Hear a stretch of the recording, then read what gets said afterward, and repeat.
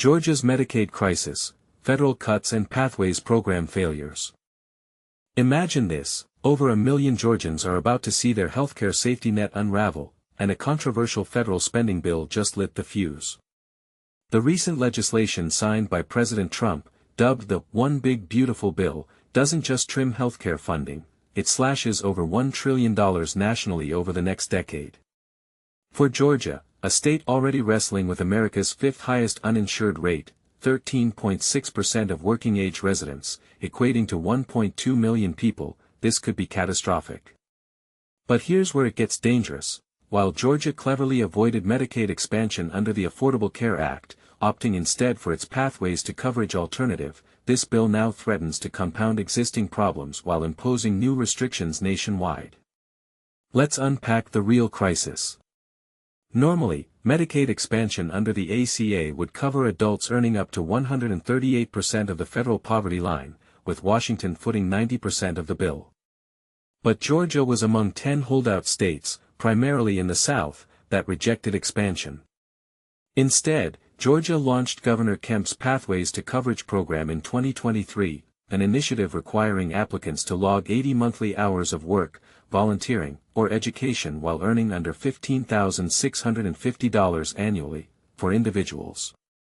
And this is the part that should outrage you. Independent analyses reveal Pathways has catastrophically underperformed, enrolling just 6,500 people against projections of 240,000 eligible Georgians. Worse, over 75% of its $86.9 million budget went to consultants like Deloitte, not healthcare.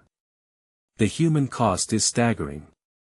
Take Stephanie Meredith, whose son Andy with Down syndrome waited 17 years for Georgia's now/comp waiver, the lifeline allowing him to work at a grocery store and coach lacrosse. People assume Medicaid automatically covers disability supports, Meredith reveals.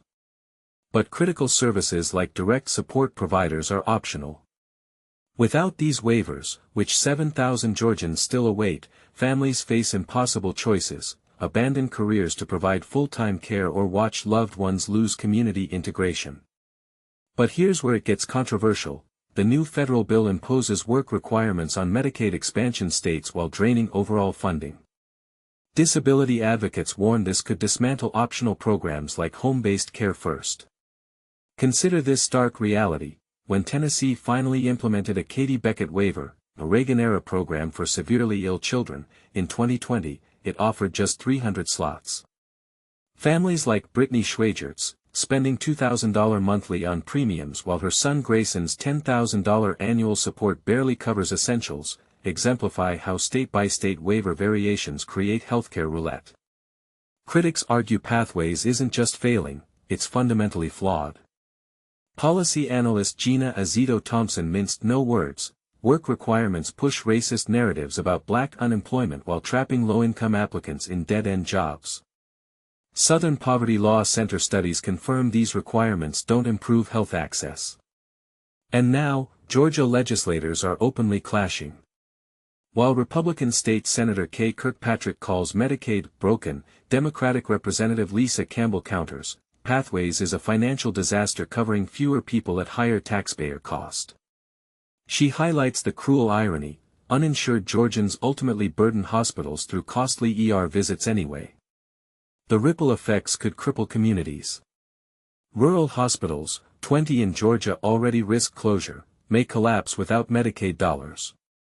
Maternal care deserts, disproportionately harming black mothers, could widen in a state ranked among America's worst for maternal mortality. KFF projects 310,000 Georgians could lose coverage by 2034, potentially spiking to 750,000 if ACA's subsidies expire. So here's the question we must confront: when a state spends 5 times more on enrollment systems than actual healthcare benefits, while vulnerable citizens languish on waiver waitlists for nearly 2 decades, is this fiscal responsibility, or systemic failure? What solution seems more humane to you, doubling down on bureaucratic alternatives like Pathways, or embracing full Medicaid expansion? The health of Georgia's families hangs in the balance. Share your perspective in the comments.